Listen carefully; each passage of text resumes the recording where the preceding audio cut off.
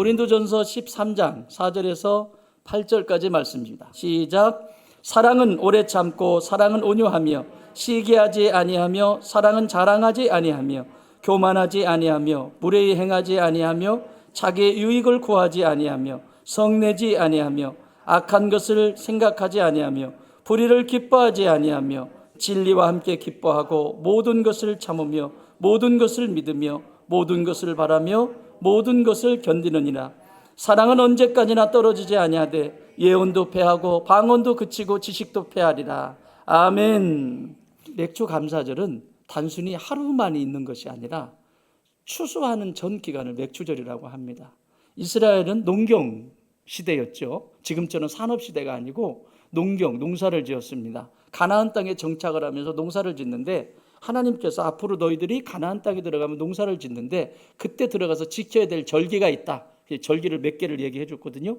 그동안 그 안에 농사와 연결되어 있는, 수입에 연결되어 있는, 생활에 연결되어 있는, 수입에 연결되어 있는 절기가 맥주절입니다. 이 맥주절은 잘 따라오세요. 조금 설명하고 이제 설명을 해드려야 돼요. 말씀을 나눠야 돼요. 유월절이 있어요. 유월절. 예수님이 언제 돌아가셨죠? 유월절에 돌아가셨어요. 유월절에 어린 양. 예수님이 유월절에 십자가에 못 박히셨어요. 유월절에 돌아가시고 유월절에 십자가에 못 박히시고 그 이튿날 그 유월절 지나고 첫 안식일 유월절 지나고 그 다음 날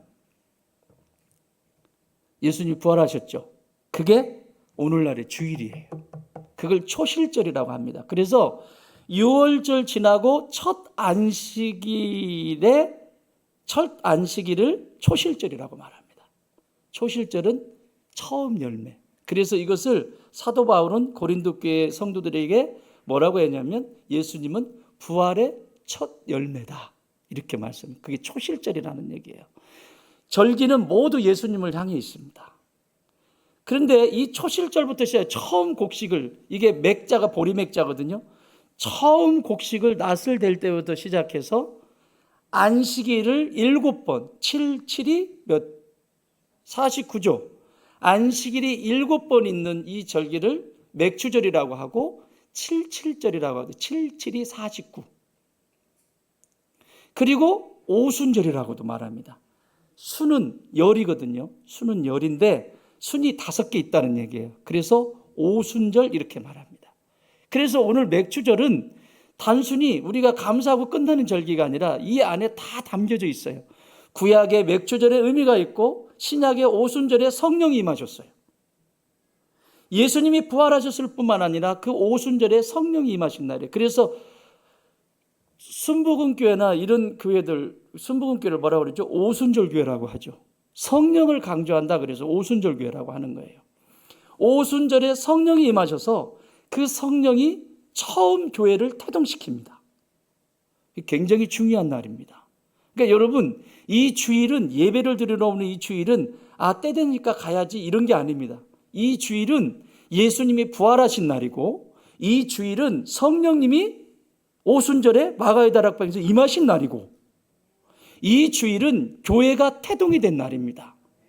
그러므로 이 주일에 성령님 받으셔야 되고요. 성령님 만나야 되고요. 그리고 이 주일에 교회가 교회로서, 개인적인 교회로서 교회의 사명도 다시 찾아야 합니다. 그래서 주일에 우리가 드리는 예배는 어디 사찰에 가서 마음 편해지고 오는 이런 수준이 아니고요. 이 예배 가운데서 하나님이 평강도 주시고 은혜도 주시고 그리고 이 예배를 통해서 우리의 삶을 정비하여 주시고 다시 제자리를 찾게 하시고 그래서 기대하는 마음으로 오셨죠? 그렇게 기대하고 오신 분만 손 내리세요. 다 오셨잖아요. 그죠? 그렇게 기대하고 오시는 거예요. 아멘. 자, 그러면 오늘 핵심적인 초실절은 첫 낫을 대는 거라면 그래서 하나님은 처음 것을 중요하게 생각하십니다. 따라합시다. 하나님은 처음 것을 받으신다.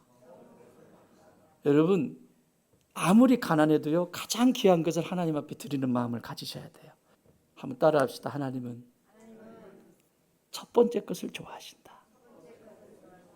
주일 예배는 첫 번째 것일까요? 두 번째 것일까요? 첫 번째 날에. 첫 번째. 일주일의 첫째 날이 주일이에요. 지금 주님의 날, 그래서 첫 번째 날이에요. 그래서 이 날을 소중히 여기셔야 돼요.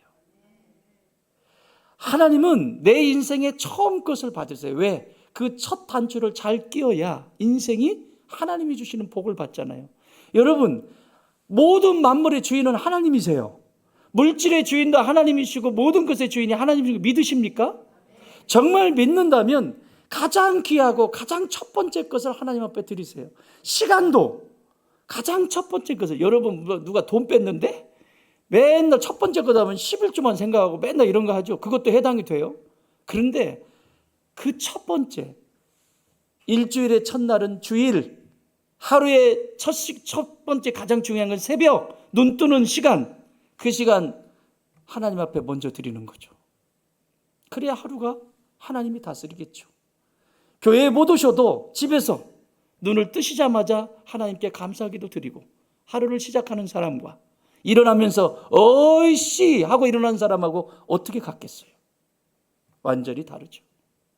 사랑하는 여러분, 첫 번째 열매를 드리시는 축복이 있기를 바랍니다. 자, 맥주절부터 먼저 봅시다. 오늘 본문은 고린도서 13장이 주 본문이지만 레위기 23장과 사도행전 22장을 넘나들면서 봐야 돼요. 레위기 23장으로 책을 펴세요. 자, 레위기 23장에는 맥주절이 펼쳐져 있습니다. 맥주절은 하나님께 첫 열매를 드리는 감사의 절기입니다. 23장 15절에서 이렇게 말씀합니다. 안식일 이튿날 곧 너희가 요제로 곡식단을 가져온 날부터 세워서 7 안식일에 수유를 채우고, 곡식단을 가져온 날부터 세워서 첫 번째 곡식단 가져온 게 무슨 절기라고 그랬어요? 아까 초실절, 처음 거, 초실, 처음 거 드리는데 이것이 시작이 돼서 맥주절은 전체가 되는 거예요. 그리고 오순절은 7, 7이 49 해가지고 맥주절도 거기서 완성이 되고 오순절도 완성이 되고 거기서 완성이 되는 거예요. 이 23장의 맥주절은 하나님께서 첫 수확을 기억하며 드리는 절기라고 말합니다. 첫 수확, 초실절, 첫 수확. 하나님은 첫 거. 저희 어렸을 때도요, 우리 어머니가 가을에 농사를 짓거나 이런 게 뭔가 무슨 농사를 지어가지고 처음 거 나오잖아요. 그러면 싸줘요. 이렇게 싸가지고, 그때는 전도사님이셨어요. 목사님이 계시지 않았어요. 시골에 목사님이 많지가 않으셨어요. 저 어렸을 때는. 전도사님이신데 이거 전도사님 갖다 드려요. 그러면 신문을 하는 거예요. 들고 가가지고 그 언덕 위에 있는 교회 가가지고, 전도사님, 연구구나. 예, 엄마가 이거 갖다 드리래요. 엄마가 농사 지으신 거래요. 그거 갖다 드리고, 처음 것을 하나님께 드리는 습관이 돼 있었어요. 그래서 그것을 드리면서 행복해하고, 하나님이 이렇게 하셨지? 그런 마음. 그래서 이 맥주절은 처음 것을 드리는 초실절부터 시작됩니다. 첫 열매를 하나님께 드림으로써 이렇게 고백하는 거죠. 이 농사를 짓게 하고 결실하게 하신 하나님께 이렇게 기도하는 거죠. 하나님, 이 열매는 내 힘으로만 얻은 것이 아닙니다. 땅도 하나님의 것이고, 비도 하나님의 것이고, 햇빛도 하나님의 것이며, 수확도 하나님의 은혜입니다. 이렇게 고백하며 드렸던 첫 열매입니다. 이게 구약에만 있을까요? 맥주절의 본질은 그래서 감사해요. 여러분, 우리에게도 오늘 그대로 적용됩니다. 그런데 더 나가서 뭐라고 얘기하냐면 22절 같이 읽어보겠습니다. 22절 시작. 너의 땅에 곡물을 벨 때에 밥 모퉁이까지 다 베지 말며 떨어진 것을 줍지 말고 그것을 가난한 자와 거류민을 위하여 남겨두라. 나는 너희의 하나님 여호와이니라. 아멘. 추수를 하는데 법칙을 하나님이 세우셨어요. 법칙을. 그건 뭐냐면, 이만한 밭이 있다면 한 귀퉁이는 추수하지 마라. 그건 누구 거다? 고아와 과부와 레위인들의 것이다. 레위인들과 고아와 과부의 것이다. 그걸 건드리면 안 된다. 그리고 추수를 할 때 싹싹 긁어가지 마라. 그냥 걷어가라. 그렇게 말씀하시죠. 자, 이 혜택을 누가 받았죠? 성경의 구약에서? 그런 사람 보아스? 보아스? 보아스의 아내가 되었던 룻입니다. 이방 여인입니다. 모함 여인입니다. 아무 은혜를 입을 수 없는 여인인데 말씀 하나 붙들고 시어머니의 땅인 베들레헴에 와서 이 절기예요. 이 맥추절이에요. 이 절기에 타작하는 그 시기에 밭에 나가서 이삭을 줍다가 보아스를 만나서 결혼을 하고, 그 보아스를 만나서 결혼을 하고 그 자손이 다윗의 혈통이 되고, 다윗의 혈통을 통해서 예수님이 오시는 영광스러운 주인공들이 되죠. 자, 한 귀퉁입니다. 여러분, 이것은 우리나라에도 있어요. 제가 선교훈련을 받기 위해서 1999년인 것 같아요.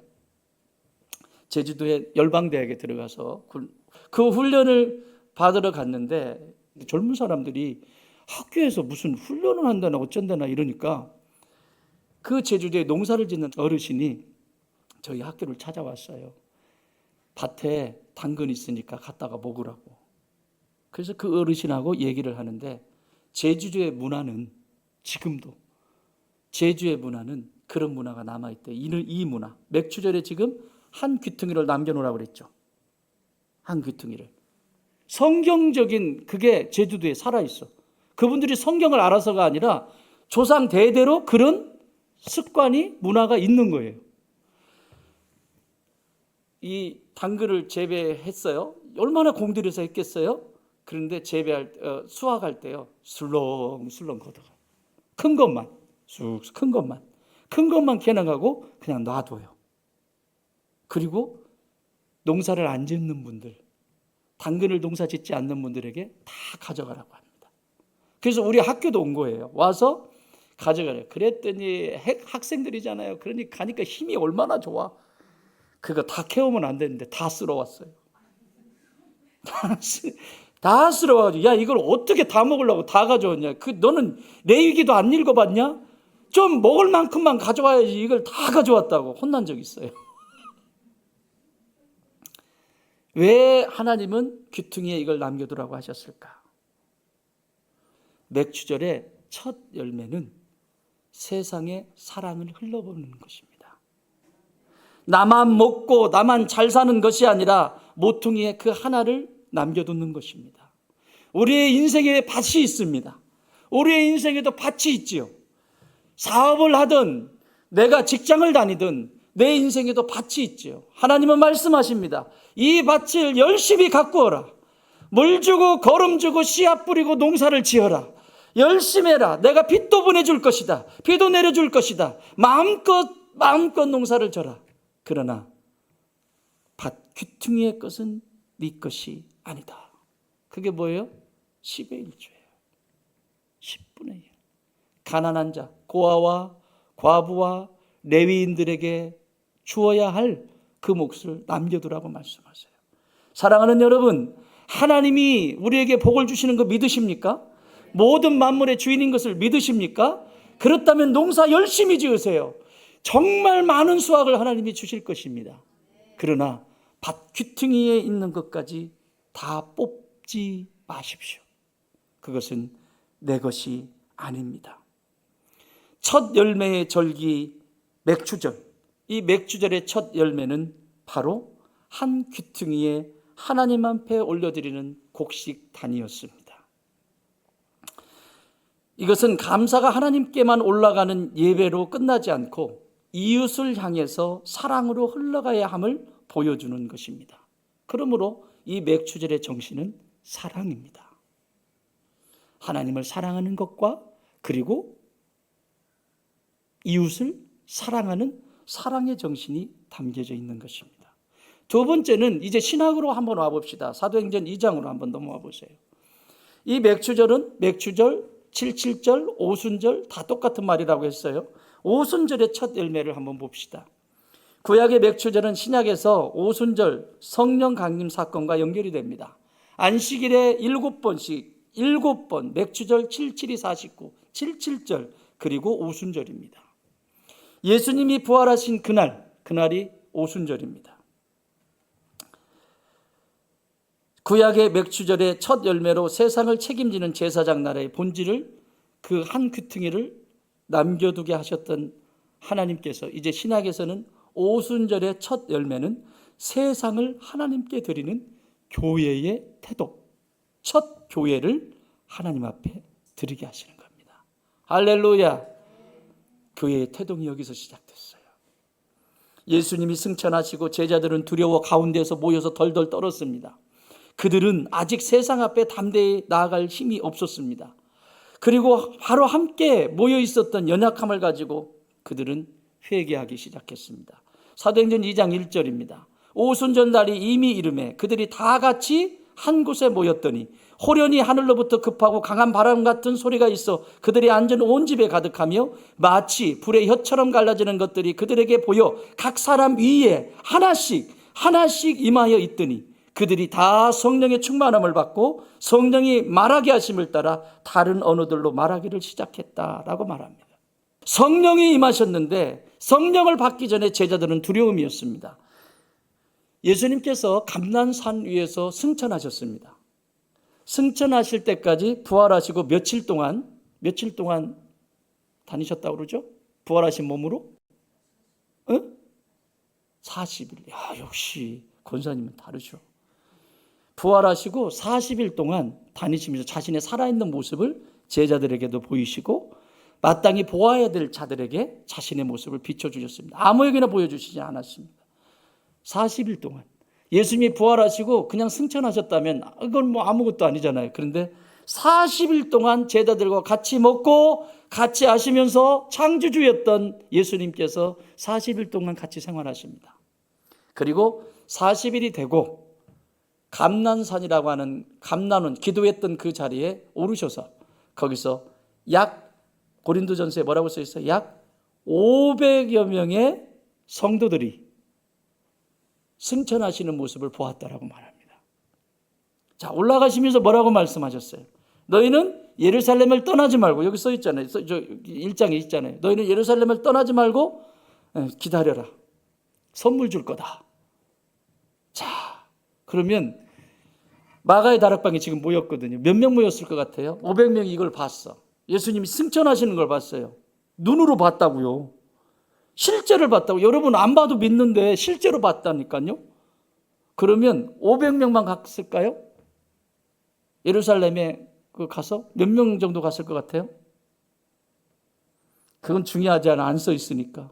그렇죠? 근데 적어도 이 좋은 것을 준다는데, 선물 준다는데 한 사람씩만 데리고 가도, 우리 집에 식구 한 사람만 데리고 가도 1000명이야. 두 사람 데리고 가면 두 사람만 데리고 가겠어요? 좋은 거 준다는데 가족 다 데리고 가지. 거기다가 두 사람 더 데리고 가. 몇 명? 3000명. 어마어마한 사람들이 모였습니다. 세상에 하나로마트에서 바가지 준다고 해도 기다리잖아요. 아니, 바가지 준다고 해도 가서 줄 서 있더라고. 예배 안 드리고. 옛날에 그런 분 진짜 계셨어요. 지금은 교회 안 다녀. 어디 갔는지 모르겠어요. 아니, 어디 계시냐고 그랬더니 하나로마트 계시대. 왜요? 바가지 준대요. 아니, 예배 주일에였어. 주일날 그 이벤트 무슨 뭘 했어요. 그런데 애도 안 와, 부모도 안 와. 어디 갔냐고 나중에 물어봤더니 하나로마트 이벤트 행사해가지고 거기에 서 있었대. 바가지 하나 준다고 해도 거기 가 있어요. 그런데 승천하시는 예수님께서, 구름 타고 승천하시는 예수님께서 선물을 주겠다고 했으니 한두 명 모였겠냐고요. 500명이 봤는데 4사람씩만 데려와요. 4, 5, 20명, 2000명인가? 내가 3000명이라고 그랬어? 어쨌든 계산 알아서 해요. 많이 왔다는 얘기예요. 그런데 잘 들으세요. 40일 동안 부활하신 몸으로 움직였죠. 오순절이 되려면 며칠이 남아? 10일이 남았죠. 약 10일이 남았어요. 오순절에 성령이 임하시잖아요. 이들은 알아요, 몰라요? 모르죠.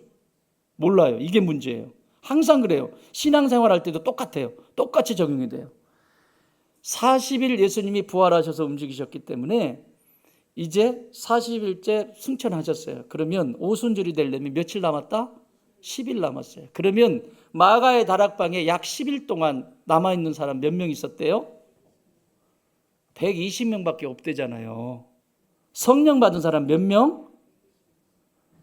500명이 봤는데, 아니 2,000명, 3,000명이 와가지고 거기 바가지 받겠다고 서 있었는데, 이 사람들이 모여서, 제자들이 모여서 한 일은 뭐냐면 회개입니다.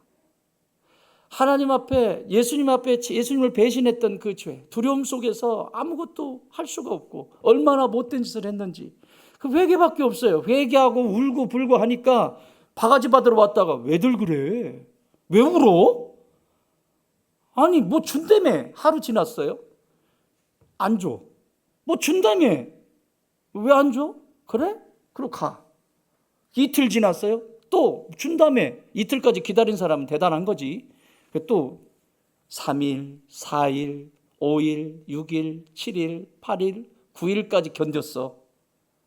발냄새 나지. 막 교인들은 막 떠들고 막 기도하고 막 잘못했다 그러지, 찬양하지. 아이고 듣기도 싫다. 그랬는데 9일까지 갔다는 건 믿음이 조금 있었던 사람이에요. 그래도 첫날에 거의 많이 떨어졌을 거야. 하루 저녁 딱 지나고 나서. 왜냐하면 덥지요. 사람 많죠. 일이 뭐 하는 짓이냐. 아유 갈란다 그러고 가고 막 이랬을 거예요. 그런데 9일이 딱 지는 10일째가 됐습니다. 몇 명 남았어요? 120명 딱 남았을 때 성령께서 그곳에 임하셨어요. 할렐루야. 여러분 당군 신화에 곰하고 호랑이가 사람 되겠다고 왔잖아요. 그때 환웅이 뭐라 그래요? 100일 동안 마늘과 쑥을 어디에 들어가서? 항상 신령한 것은 동굴입니다. 동굴에 들어가서 100일 동안 먹어라. 쑥과 마늘. 걔네들이 먹을 음식이 아니에요. 체질이 아니잖아요. 그 음식을 어떻게 먹어요? 곰이 어떻게 먹어요? 호랑이가 어떻게 마늘을 먹고 쑥을 먹어요? 말도 안 되는 얘기지. 여러분 신앙생활이 그런 거예요. 내 생각이 맞지 않고 아무리 그래도 말도 안 되는 그 속에 하나님은 역사하세요. 자, 100일 있으라고 그랬어요. 근데 며칠 때 사람 됐어요? 응? 물론 이게 다 달라. 얘기하는 사람마다 다른데 21일째 곰이 사람이 됩니다. 그런데 호랑이 먹다가 나 사람 안 된다. 막 탁탁탁 하고 막 너나 대라 나갔어. 며칠째 나갔을 것 같아요? 20일째 나갔겠죠. 그거 유추해 볼 수 있잖아요. 그 정도는. 둘 중에 하나 떨어져야지. 이게 중요한 거예요. 100일까지 있으라고 했어요. 하나님은 우리에게 기약이 없는 것처럼 느끼게 할 때가 있어요. 신앙생활 할 때. 그런데 하나님의 계획은 1.1획도 틀림이 없어요.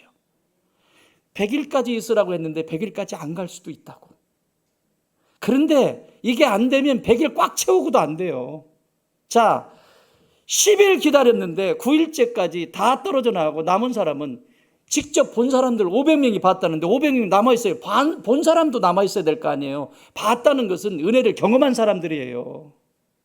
하나님의 은혜를 경험한 사람들이라고. 그런데 그 500명 중에 380명 어디 갔어요? 이게 지금 교회의 현실이고 지금 이 시대의 우리의 신앙의 모습입니다. 내 뜻대로 안 되어지기 때문에, 내 계획대로 응답이 안 되기 때문에, 내가 원하는 대로 되지 않기 때문에 항상 이런 실수를 합니다. 제자들은 성령 받고 걷잡을 수 없이 세상 속에 나가서 복음을 전합니다. 구약에서 첫 열매가 밭에서 거두어진 곡식단이었다면, 이런 곡식단이었다면 지금 신약에서 첫 열매, 오순절의 첫 열매는 성령으로 거듭난 교회 단들입니다. 무슨 단들? 교회 단들. 곡식단이 아니라, 구약의 맥주절의 곡식단이 아니라 신약의 첫 열매는 교회의 단들입니다. 이 좋은 땅 교회가 중요하다면 이 남양 땅에 있는 모든 교회들이 다 중요합니다. 이 땅에 있는 교회들이 곡식단들이 되어야 합니다. 첫 열매들이 되어야 합니다. 그럴 때 하나님이 기뻐하시는 것이죠. 옆에 분에게 인사합시다. 우리 곡식단 속에 들어가 있습시다. 꼭 또 곡식단에 묶으려고 하면 삐져나가는 인간이 있다니까요. 싫어. 나는 니들하고 섞이기 싫어. 어떻게 드릴 거예요? 어떻게? 가뭄이 있어요. 가뭄이 있는데 먹구름이 잔뜩 끼었어요. 먹구름이 잔뜩 끼어가지고 비가 막 쏟아질 것 같아. 지금 당장이라도 쏟아질 것 같은데 한 방울 똥, 한 방울 똥. 그런데 안 내려. 한 방울씩은 내려줘요. 그런데 안 내려. 왜 그럴까요? 아직 준비가 안 됐어요. 그런데요, 곡식단 드릴 수 있는 준비가 딱 되잖아요. 그 비, 여러분, 비는 하나님의 축복을 상징합니다. 그 비를 하나님이 교회에 내려주시는 것이에요. 여러분의 가정도 마찬가지입니다. 준비가 되지 않았기 때문에 하나님의 비가 내리지 못하는 것이에요. 그 비를 다 맞으시기 바랍니다. 옆에 분에게 한 번 더, 우리 비 맞자. 우리 비 많이 맞으십시다. 아멘. 자, 이게 주시는 열매예요. 여러분, 구약은 곡식단을 드렸다면 신약은 교회 단들을 드리는 거예요. 그래서 교회가 크든 적든 어느 곳에 있든 그게 중요한 것이 아니라 교회는 모두가 하나님이 받으시는 단들이다. 아멘. 그래서 여러분이 그 단 속에 들어가시면 돼요. 그래서 묶이면 돼요.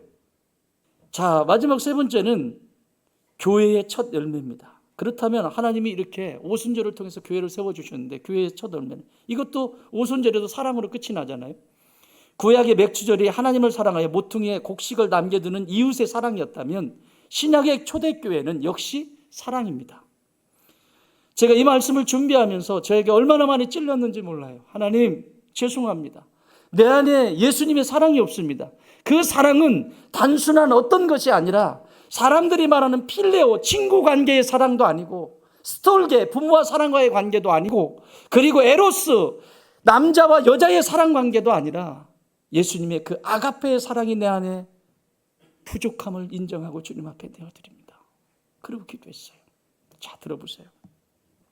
오늘 본문에 나와 있는 고린도 교회는 은사가 많은 교회였습니다.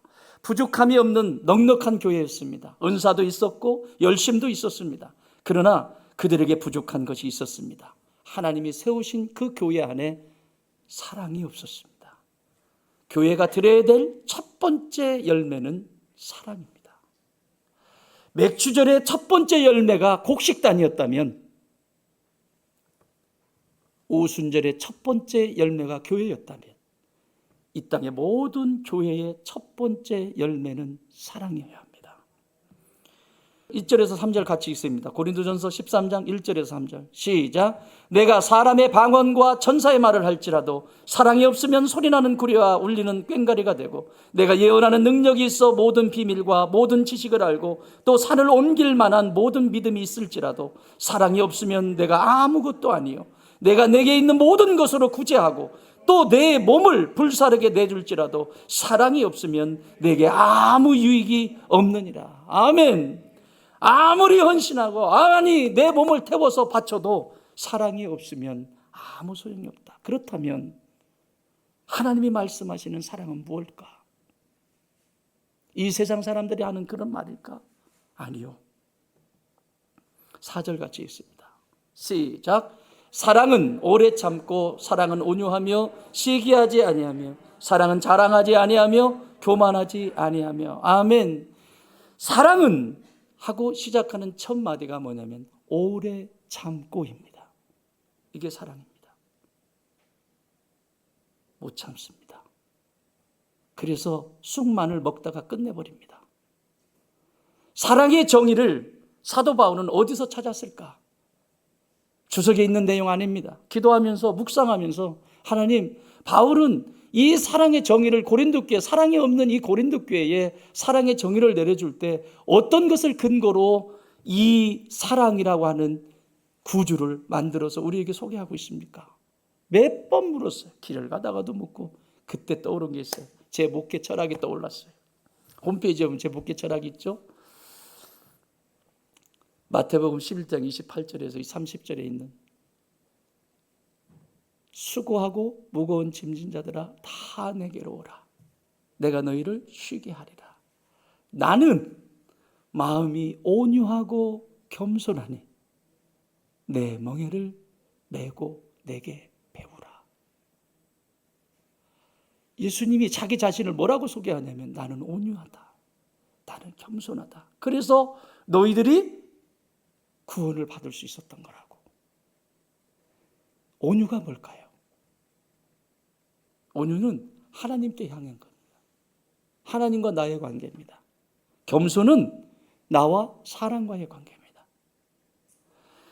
예수님이 만약에 온유하시지 않았다면 우리의 구원은 없습니다. 나의 구원은 없습니다. 자, 온유 설명드릴게요. 이 온유는 뭐냐면 야생마 있죠. 야생마. 밖에 그냥 크는 저 고라니처럼 막 그냥 자기 멋대로 사는, 하고 싶은 대로 하고 사는 야생마를 길들일 때 쓰는 용어입니다. 저 말을 집으로 가져와서 집에서 수레도 끌게 하고, 그리고 사람이 타기도 하고, 운반수단으로 쓰기도 하고, 전쟁에 나가는 군마로 쓰기도 하고, 저 말을, 야생마를 길들이지 않고는 사용할 수가 없습니다. 그래서 늙어버린 것이 아니고 어린 그 말을 하나를 포획해서 훈련을 시키죠. 길들이죠. 난리칩니다. 근데 길들이지고 나면 집에서 대접을 받으면서 성장합니다. 예수님이 나는 온유하다라고 말씀하셨어요. 여러분, 온유는 그냥 나오는 것이 아닙니다. 그래서 사랑은 뭐라고 얘기했어요? 오래 참고.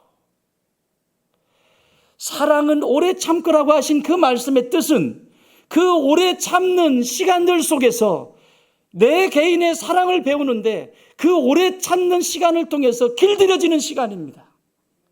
내 마음대로 날뛰고 싶고, 내 마음대로 아내도 배우자도 내 마음대로 하고 싶고, 자녀들도 내 마음대로 하고 싶지만 그 속썩이고 답답한 속에서 하나님은 신실하시다, 하나님은 나에게 좋은 것을 주시는 분이시다, 그것을 믿고 오래 참으면서 길들여지는 과정입니다. 꼴보기 싫다고, 내 멋대로 안 된다고 참지 못하고 동굴을 박차고 나가는 인생처럼. 그런데 하나님은 그 고통의 시간들을 통해서 온유를 가르치시는 거예요. 너 아직 길들여지지 않았다. 여러분, 교회 속도 너무 많습니다. 내가 원하는 대로 안 된다는 거예요. 내가 지향하는 대로 안 된다는 거예요. 여러분 생각해 보세요. 죄인이 원하는 대로 되어서 잘 살겠습니까? 망하는 길이에요. 그거는. 여러분의 자녀가 부모가 보면 뻔한데, 망하는 길로 가는 거 뻔한데 망하는 길 가라고 부추기는 부모가 있습니까? 그런데 자녀 입장에서는 뭐라고 합니까? 왜 내 멋대로 하고 싶은데 못하게 하냐고. 왜 나를 자꾸 이렇게 하냐고. 자꾸 이렇게 하면 나 가출해 볼 거라고. 똑같아요. 가출했던 사람들은 웃는데, 그래도 집은 나갔다가 돌아오기라도 하지. 교회는 그렇지 않아요. 왜 그런 길을 걸어요? 그래서 오늘 맥주 감사 주일에 교회가 세워진, 교회가 드려야 될 첫 번째 열매는 사랑입니다.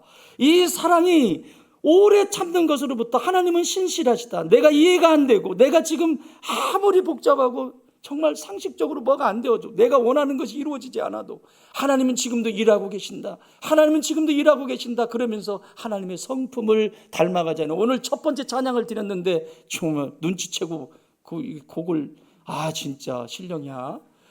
그 하나님의 신실하심을 보고 그때 온유 길들여지기 시작합니다. 누구의 손에 쓰기에 좋게? 하나님의 손에 쓰기 좋게. 하나님이 쓰시기 좋게 잘 길들여지는 거예요.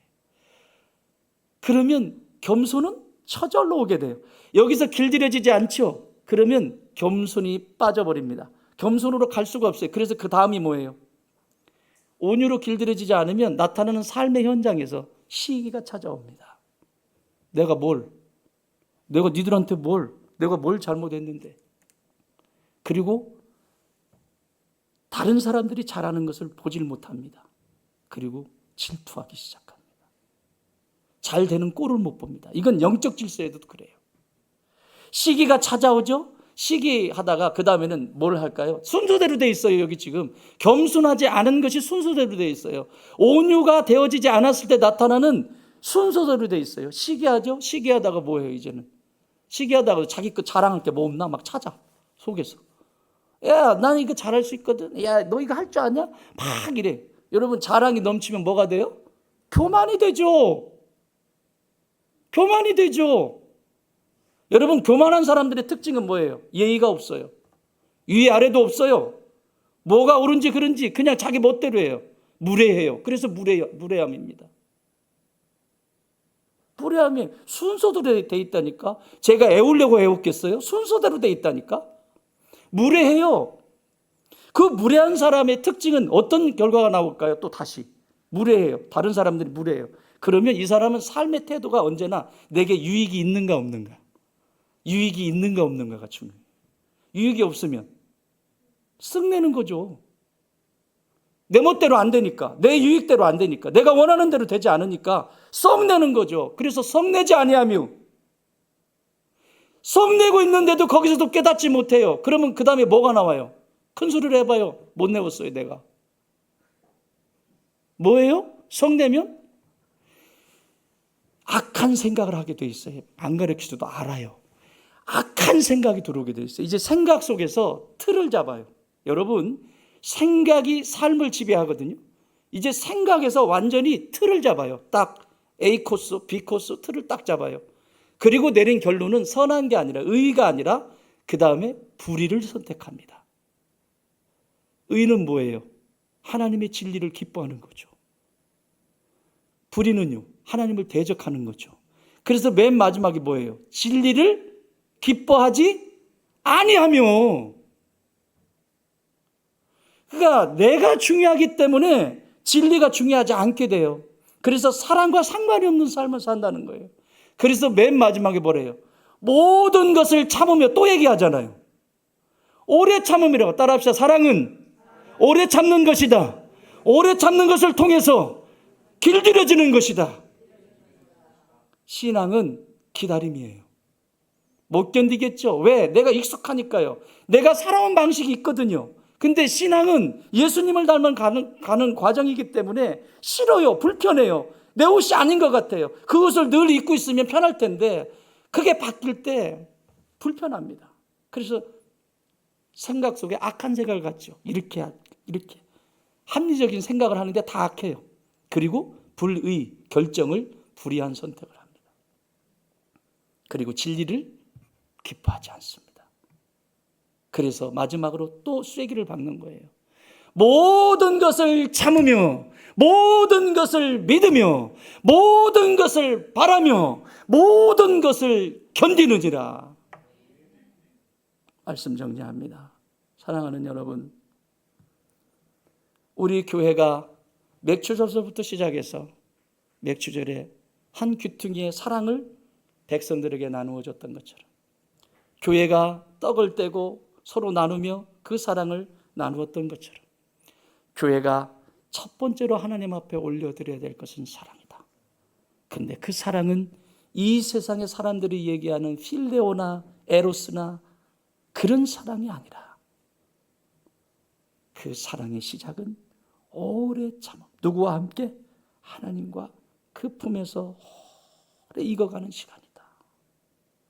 사랑하는 여러분, 여러분의 들판에는 곡식이 잘 익어가고 있습니까?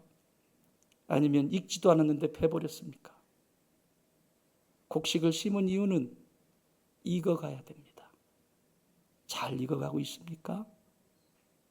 그리고 추수할 때 추수를 하고 있다면 추수하는데 모퉁이에 이삭은 남겨두고 있습니까? 다시 한번 생각하며 오늘 하나님이 주신 이 감사의 절에 함께 기뻐하고 즐거워하는 축복의 밤이, 축복의 시간이 되기를 주의 이름으로 축원합니다. 주님, 곡식의 첫 열매만 드리지 않게 하여 주옵소서. 성령으로 태어난 교회답게 사랑의 첫 열매를 드리게 하여 주시옵소서. 우리의 삶과 가정과 교회 안에 그리스도의 사랑으로 익어가게 하여 주시옵소서. 그 사랑 때문에 내가 구원받았습니다. 감격하여 얼마나 기다리시고 참으셨는지 그 사랑 알게 하여 주옵소서.